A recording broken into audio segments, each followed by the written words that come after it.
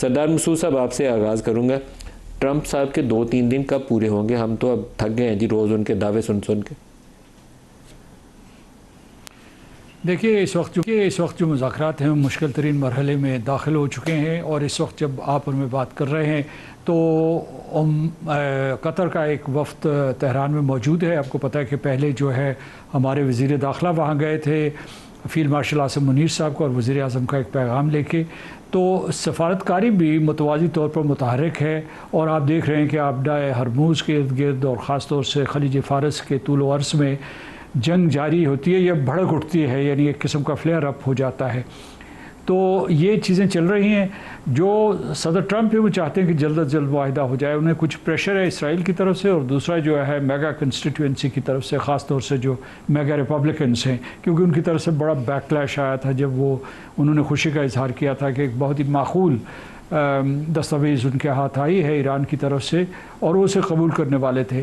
اور ایران جو ہے وہ تو امریکہ کے اوپر اعتبار ہی نہیں کرتا، لیکن اس کے باوجود جو صدر پزشکیان کا آج کا بیان ہے وہ بہت اہم ہے. انہوں نے کہا کہ جب رہبر اعلیٰ آیت اللہ علی خامنئی اپنی شہادت سے پہلے انہوں نے یہ کہا تھا کہ نو وار نو پیس کا یہ سلسلہ ختم کریں، امریکہ کے ساتھ ہمیشہ یہ تعلق ہمارا نہیں رہ سکتا، آپ ان معاملات کو حل کریں. جس کا مطلب یہ ہے کہ ایران اپنی آمادگی کا اظہار کر رہا ہے.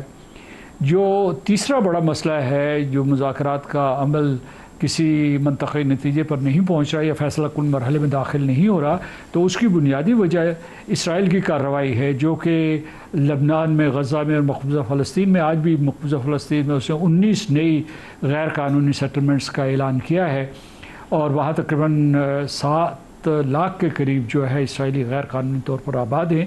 تو وہ ایک نئی اسٹریٹجک ریالٹی وہاں کریٹ کرنے کی کوشش کر رہا ہے. وہ غزہ میں اس کا 65% علاقے کے اوپر قبضہ ہے، اور آج ایک اسی طریقے سے جو ہے اگر آپ دیکھیں کہ مقبوضہ فلسطین میں اسے وہ انیکس کرنا چاہتا ہے، منسلک کرنا چاہتا ہے ریاست اسرائیل سے، اور لبنان کے 2000 مربع کلومیٹر کے اوپر اس نے قبضہ کر لیا ہے، اور اس کے شمال میں بھی حملے کر رہا ہے، بلکہ اس نے بیروت کے جنوب میں بھی حملہ کیا. آج ایک سخت ترین بیان جو ہے وہ صدر اردوان کی طرف سے آیا ہے. انہوں نے کہا کہ اسرائیل کو قانون کے دائرے میں لانا بہت ضروری ہے، اور انہوں نے کہا، انہیں دھمکی دی ہے کہ جو ترکی کی سیکیورٹی ہے وہ ترکی کی سرحدوں سے شروع نہیں ہوتی، یہ لبنان سے شروع ہوتی ہے، الیپو سے شروع ہوتی ہے، اور دمشق سے شروع ہوتی ہے. اور انہوں نے کہا کہ یہ جو آپ یہ خواب دیکھ رہے ہیں کہ خدا تعالیٰ نے آپ کو اس خطے کا وعدہ کیا ہوا ہے یا پٹا لکھ کے دیا ہوا ہے، تو ہم اس خواب کو کبھی شرمندہ تعبیر نہیں ہونے دیں گے.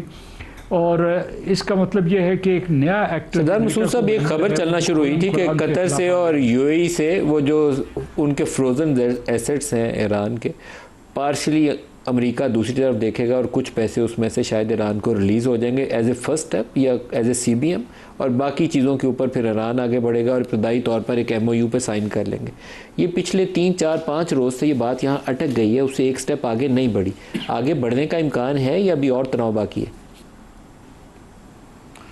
آج قطر کا ایک، میں نے جیسا کہ کہا کہ وہ ایک وفد تہران میں موجود ہے، اور اس کا بنیادی مقصد یہ ہے کہ اسی معاملے کے اوپر کوئی نہ کوئی امریکہ اور ایران کے درمیان معاہدہ ہو جائے.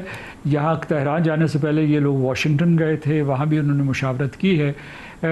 جب عباس عراقچی اور چیف نیگوشیٹر باقر کالباف قطر گئے تھے تو اس وقت 12 بلین کی بات ہو رہی تھی، اب 24 بلین کی بات ہو رہی ہے.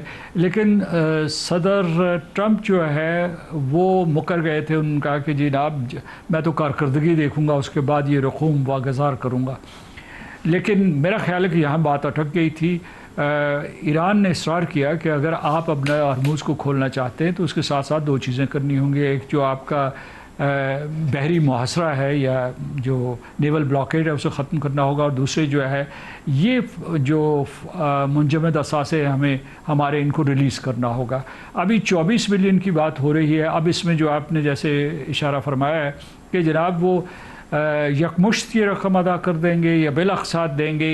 ایران اصرار کر رہا کہ یہ یکمشت دے دی جائے، اور صرف اس کے یہ 24 بلین ڈالرز نہیں ہیں، کیونکہ جو امریکہ کے پابندیوں کی وجہ سے اور اقوام متحدہ کی قراردادوں کی یا ان کی پابندیوں کی وجہ سے جو لگ بھگ $100 بلین کے ایران کے منجمد اثاثے ہیں. تو ایران کی کوشش ہے کہ اگر یہ ان کا بیریئر امریکہ کا ہٹ جائے تو باقی ممالک جو ساؤتھ کوریا ہے, ہندوستان میں بھی کچھ ہیں, بلکہ اس کے بعد جاپان ہے اور دوسرے مغربی ممالک میں, وہ بھی جو ہے آہستہ آہستہ ان کو ملنے شروع ہو جائیں گے. اس میں خطرہ یہ ہے اسرائیل کو اور خلیجی ریاستوں کو کہ اگر یہ ساری کی ساری رعایتیں ایران کو مل گئی تو وہ تو خطے کا سب سے بڑا ملک بن جائے گا, مستحکم بھی ہوگا, خوشحال بھی ہوگا, کیونکہ اس کے پاس تیل کے اتنے زیادہ ذخائر ہیں کہ وہ ڈومینیٹ کر سکتا ہے اس ریجن کو, اور اس کی امپلیکیشنز ہیں ان کی سیکیورٹی کے لیے, پوسٹ وار سیکیورٹی کے لیے. بہت شکریہ آپ کا سردار مسعود صاحب. کیا ڈاکٹر مصدق ملک صاحب, بجٹ سر کے اوپر ہے اور ریجنل سچویشن کو سامنے رکھیں تو مہنگائی پاکستان میں وہ ناگزیر تھی تیل کی قیمتوں کی وجہ سے ہوئی بھی, جو لاسٹ نمبر ہے 11.8 یا 9% پہ چلا گیا. اگلے سال ہم گروتھ کی آس لگائے بیٹھے تھے, وہ پوری ہوتی نظر نہیں آتی, انفلیشن بھی اوپر اور گروتھ بھی کم. جی تو بڑی مشکل ہمارے سچویشن ہے. ہم نے 2 سال لگا کے اکانومی کو سٹیبلائز کیا بڑے آہستے سے. آپ کو یاد ہوگا جب پہلی مرتبہ وہ ہماری مشترکہ حکومت بنی تھی تو ہم تقریباً لوگ شرطیں لگا رہے تھے کہ بینکرپٹ ہو جائیں گے, اور باتیں یہ ہو رہی تھی کہ کب ہوں گے. آپ ہی کے پروگرام میں ہم آتے تھے, وہ ہمارے بانڈز کی جو ٹریڈنگ ویلیو ہو چکی تھی وہ لوگ موازنہ کرتے تھے کہ شری لنکا بھی 30 پہ آ گیا تھا, 40% پہ آ گیا تھا, کچھ ایسی باتیں ہوتی تھی. لیکن وہی بھی بانڈ جو ہے وہ اپنی پار ویلیو پہ آ گیا واپس اسٹیبلٹی کے حوالے سے, اور ہمارے ذخائر میں بھی اضافہ ہوا, ہماری ترقی کی شرح میں بھی بہتری آئی. اور اس سال آپ کی گروتھ ریٹ پچھلے سال سے کم ہے. جی مگر حالات آپ کے سامنے ہیں.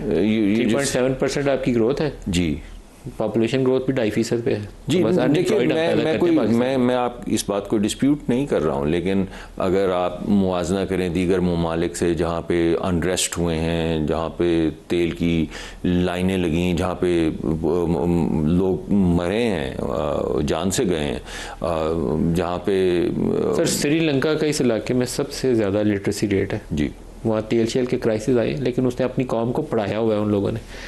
میں 36 سالوں سے رپورٹنگ کرتے مجھے ہو گئے. میں نے اس قوم کو اسی سوائے درس کے کچھ دیتے ہوئے حکومت کسی کو دیکھا نہیں کہ ہم اسٹیبلائزیشن موڈ میں بیلٹ ٹائٹننگ کرنے. ان پڑھ قوم ہم نے پیدا کی ہے, ان امپلائڈ لیبر فورس پیدا کر لی ہے, ان کو ہم کچھ دیتے نہیں ہیں کام کرنے کے لیے اپرچونٹی, اکنامک اپرچونٹی یا ہوپ نہیں دیتے ان کو. ہم کیا کر رہے ہیں اس کے ساتھ؟ دیکھیں 25 کروڑ لوگ ہیں. جی بنیادی جو مسئلہ ہے وہ کمپیٹیٹیونیس کا ہے, اور آپ تو مجھ سے بہت زیادہ یہ بات سمجھتے ہیں کہ جیسے ہی ہم گرو کرنے کی طرف جاتے ہیں ہماری جو امپورٹ بل ہے وہ بڑھنا شروع ہو جاتا ہے, کیونکہ زیادہ تر چیزیں ہم امپورٹ کرتے ہیں. وہ جو عدم توازن ہے اس کی وجہ سے جیسے ہی ہم 4-5%, 5.5% کے قریب کہیں پہنچنا شروع کرتے ہیں تو ہمارا جو ایکسپورٹ ہے وہ اس تیزی سے نہیں بڑھتا جس تیزی سے ہماری امپورٹ بڑھ رہی ہوتی ہے. اس سال ایکسپورٹ پچھلے سال سے بھی کم ہے. جی تو جیسے ہی وہ عدم توازن کا ہم شکار ہوتے ہیں تو ہمیں بریک لگانی پڑتی ہے, انٹرسٹ ریٹ بڑھانے پڑتے ہیں, اپنی اکانومی میں مانیٹری کنسٹرکشن کرنی پڑتی ہے وغیرہ وغیرہ. اس وجہ سے اس وقت جو فنڈامنٹل چیزیں ہم کرنے کی کوشش کر رہے ہیں وہ یہ ہے کہ مارکیٹ پلیس جو ہے اس کو کمپیٹیٹیو کیا جائے. آپ نے دیکھا ہے کہ اتنے مشکل وقت میں جس طرح سے ٹیرفز کو کم کیا گیا ہے تاکہ اب ہماری اپنا جو انڈسٹریل کلسٹر ہے وہ کمپیٹیٹیونیس کی طرف آئے پروٹیکشن کے بجائے, وہ اس کی وجہ سے ہمیں امید ہے کہ جیسے جیسے ہمارا انڈسٹریل سیکٹر کمپیٹیٹیو ہوتا چلا جائے گا. آس ہے یہ آپ کی بات دیکھیں, نہیں ایک منٹ, گھڑی بھر کو اسٹریٹجی ہے. اسٹریٹجی کا مطلب یہ نہیں ہوتا کہ آؤٹ کم آ گئی ہے, لیکن جو میں آپ کے سامنے رکھنے کی کوشش کر رہا ہوں جس طریقے سے انٹرسٹ ریٹ کو کم کیا گیا, اور ابھی انشاءاللہ میں تو کیونکہ کم کرنے کے بعد 1% آپ نے دوبارہ بڑھا بھی دیا پالیسی, لیکن میں وہی دوبارہ آ رہا ہوں کہ جس طرح بجٹ کی, کیونکہ میں ٹیم کا حصہ نہیں ہوں اس وجہ سے میرے پاس تھوڑی سی زیادہ لبرٹی ہے اس پہ بات کرنے کے لیے, تو ہم بڑی کوشش کر رہے ہیں. ہماری طرف سے بڑی یہ کوشش ہے کہ برڈن. ڈاکٹر صاحب آپ خوش قسمت ہیں کہ آپ بجٹ ٹیم کا حصہ نہیں ہیں. وہ تو اپنی کہانی میں نہیں بیان کر سکتے. ٹیکس ریونیو کا ٹارگیٹ مس کر دیا, گروتھ کا ٹارگیٹ مس کر دیا, ایکسپورٹس کا ٹارگیٹ مس کر دیا. چلیں آپ کی بات ٹھیک, آپ کی بات کچھ بھی اچیومنٹ نہیں ہے آپ کی جھولی میں جو بتائیں ہم نے یہ کر لیا. اچھا چلیے ایسے کر دیتے ہیں. آپ جانتے ہیں آپ ٹیکسز کے اندر اضافت دیکھ لیں, آپ ٹارگیٹ کی بات کر رہے ہیں نا, مگر آج سے 3-4 سال پہلے کی جو ٹیکس کلیکشن تھی وہ دیکھ لیجئے اور آج کی ٹیکس کلیکشن دیکھ لیجئے, اور وہ تقریباً دگنا ہو چکی ہے. 25% کٹتا تھا, اب 40% کٹتا ہے. میں آپ کی بات 100% ہی کاٹ لیں اور بڑھ جائے گا. نہیں, میں معافی چاہتا ہوں, یہ سٹریس سب کو اٹھانا پڑ رہا ہے, لیکن پہلی مرتبہ ریٹیل کی جو ہمارا جو پورا سیکٹر ہے اس نے والنٹیرلی, یہ نہیں کہ کوئی دباؤ کے تحت, شاید نہیں, اس میں شاید تو نہیں. نواز شریف صاحب کی جو پہلی حکومت تھی نا 1993 والی, جس میں وہ پرائم منسٹر بنے تھے, اس میں انہوں نے ٹریڈرز کے ساتھ شٹر پاور ہم لکھا کرتے تھے اخباروں میں, اس وقت معاہدہ کیا تھا آسان ٹیکس اسکیم کا. آج تک معاہدے 29 ہو چکے ہیں, ایک بھی کامیاب نہیں ہے. یہ بتائیے کہ اس طرح جس طرح آ کے تمام ٹریڈر ایسوسیشنز نے جس طرح اعلانات کیے ہیں, جس طرح اس کو سپورٹ کیا ہے, اس سے پہلے ایسا نہیں ہوا. اس سے پہلے شبر زیدی صاحب کو چیئرمین لگایا گیا تھا, یہ سارے ٹریڈرز کو لے کے آپ پارا گئے تھے, آپ پارا وہاں بٹھا کے انہوں نے صلح صفائی سے ایگریمنٹ کیا تھا, 4 بندوں نے بھی ٹیکس نہیں تھا دیا.